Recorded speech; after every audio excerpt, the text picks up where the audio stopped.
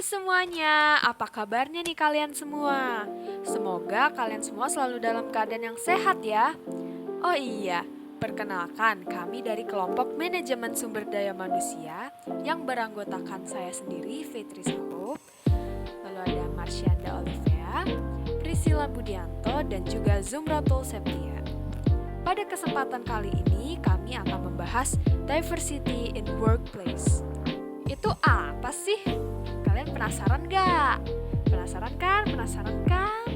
Makanya disimak ya videonya dari awal sampai akhir. Happy watching! Yuk kita bahas tentang keberagaman.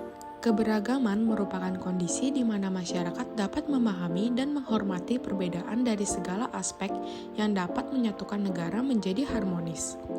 Kalau di dalam kondisi kantor, definisi keberagaman itu adanya karyawan yang memiliki perbedaan latar belakang dan cara pandang yang beragam, sehingga hal tersebut akan memberikan kekayaan ide ataupun pemikiran solutif bagi perusahaan.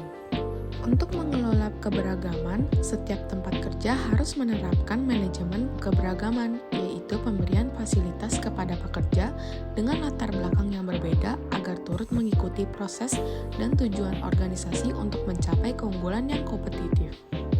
Keberagaman dapat dibagi menjadi 6 dimensi, yaitu keberagaman usia, keberagaman etnis atau ras, keberagaman gender, keberagaman orientasi seksual, keberagaman yang terkait dengan ketidaksempurnaan baik fisik maupun mental atau disabilitas, dan yang terakhir marital dan family status atau keberagaman yang dilihat dari status pernikahan dan status keluarga.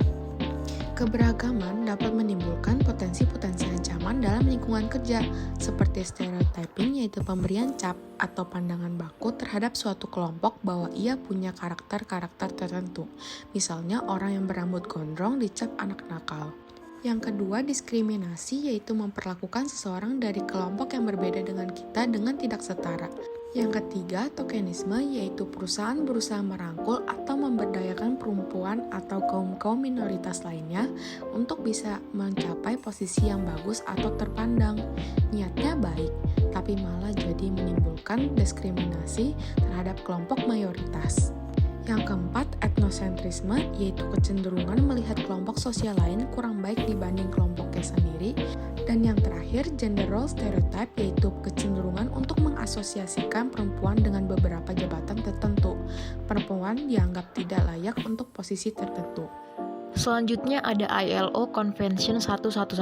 ILO sendiri memiliki kepanjangan International Labour Organization, atau dalam bahasa Indonesia berarti Organisasi Buruh Internasional.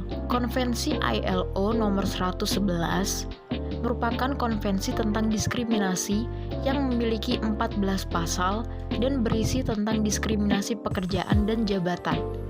Ditetapkan pada tanggal 25 Juni 1950. Konvensi ini melarang diskriminasi dalam hal pekerjaan dan jabatan berdasarkan jenis kelamin, ras, warna kulit, agama, kebangsaan, ataupun asal-usul sosial. Diskriminasi seperti ini bisa terjadi dalam penggajian, promosi, atau akses terhadap peluang pekerjaan. Konvensi ini mendorong negara-negara anggota untuk mengambil tindakan yang diperlukan guna melindungi pekerja dari diskriminasi dan untuk memastikan bahwa hak-hak dasar pekerja seperti upah yang adil, jam kerja yang wajar, dan kondisi kerja yang aman dihormati tanpa adanya diskriminasi. Prinsip utama dalam konvensi ini adalah kesetaraan dan non-diskriminasi. Hal ini menekankan pentingnya memperlakukan semua pekerja dengan adil tanpa memandang faktor-faktor yang tidak relevan, seperti ras ataupun jenis kelamin. Konvensi ini mengharuskan negara-negara anggota untuk mengadopsi langkah-langkah pencegahan dan tindakan hukum yang efektif untuk menghindari diskriminasi dalam dunia kerja, serta memberikan sarana bagi individu yang mengalami diskriminasi untuk berani mengajukan keluhan. Mengapa manajemen keberagaman itu penting? Alasannya adalah karena manajemen keberagaman berkontribusi pada penciptaan lingkungan kerja yang inklusif, produktif, dan juga adil. Manajemen keberagaman juga bukan hanya tentang mengumpulkan beragam individu di dalam satu perusahaan saja, tetapi juga menciptakan lingkungan di mana semua orang merasa dihargai, didukung, dan memiliki peluang yang sama untuk berkontribusi. Lalu, gimana sih cara mengaplikasikannya? Bisa dengan melakukan pelatihan yang profesional, memiliki pemimpin yang bersifat inklusif dan adil, melakukan komunikasi yang terbuka dan transparan, serta melakukan evaluasi dan pemantauan secara rutin. Perilaku etika kerja. Etika kerja adalah kemampuan untuk mempertahankan nilai-nilai moral yang tepat di tempat kerja. Putusan etika berhubungan dengan moralitas. Lalu, moralitas itu apa sih? Nah, jadi moralitas itu adalah sesuatu yang dianggap perilaku yang benar di masyarakat. Pastinya di setiap perusahaan ada faktor penting yang membentuk perilaku etika di perusahaannya. Nah, lalu faktor apa sih yang penting untuk membentuk perilaku etika di perusahaannya? Jadi, faktor penting yang pertama, ada kebijakan yang diterapkan oleh perusahaan. Yang kedua, pemimpin yang memiliki integritas kuat. Yang ketiga, budaya organisasi yang mengedepankan perilaku etika. Dan yang terakhir, pelatihan etika yang baik ke karyawannya.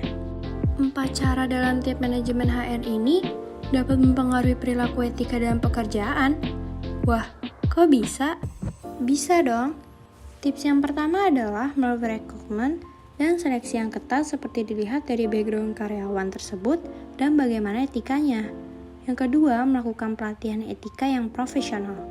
Lalu yang ketiga, membuat kebijakan etika dengan baik.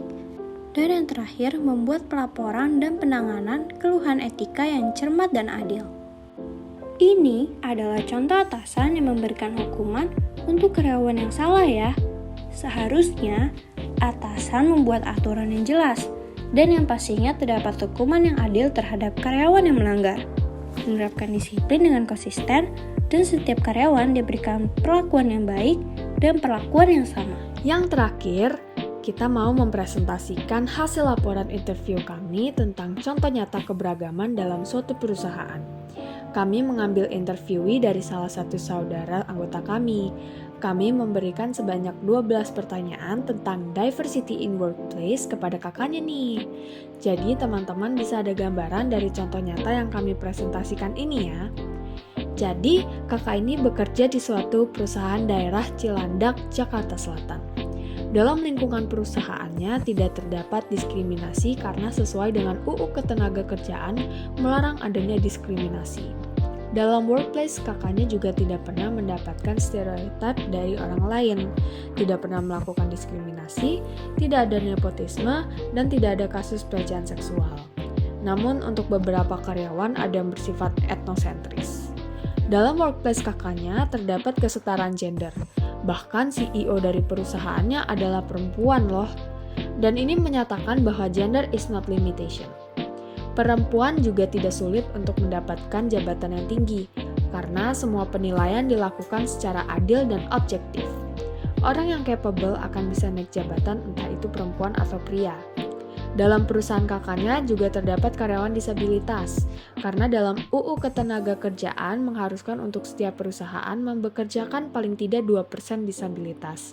Dan orang yang menyandang disabilitas diterima dengan sangat baik oleh karyawan yang lain. Dalam perusahaan tersebut juga memiliki nilai khusus loh, yaitu honest, self-driven, dan juga komitmen. Nah, itu dia pertanyaan serta jawaban yang sudah kami lakukan.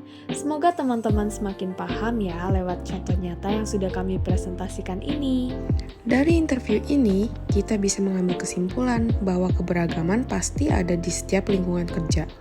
Keberagaman kerja merupakan salah satu fondasi agar sebuah perusahaan dapat semakin inklusif. Setiap tempat kerja berupaya untuk mengelola keberagaman itu dengan semaksimal mungkin.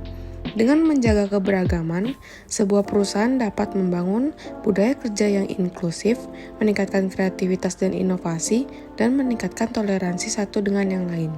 Itulah kenapa pentingnya menjaga keberagaman dalam sebuah organisasi perusahaan, sebab keberagaman merupakan kekuatan, bukan kelemahan. Tibalah sudah kita di akhir video ini. Apakah teman-teman sudah cukup tercerahkan oleh materi yang kita sampaikan kali ini? Semoga isi dari video kami ini dapat bermanfaat buat kalian semua ya. Nah, Nah, sebelum menutup video ini, aku mau kasih satu quotes nih dari Maya Angelou. In diversity, there is beauty, and there is strength. Nah, ada juga nih satu pantun dari Fetrisa yang gak mau kalah sama Maya Angelou. Kesemanggi belajar Human Resource Management. Cakep. Belajarnya bareng Bu Ati sambil makan sugus. Cakep. Terima kasih teman-teman yang sudah menonton. Semoga bermanfaat dan dapat nilai bagus. Terima kasih teman-teman. Sampai jumpa di lain waktu ya. Bye-bye.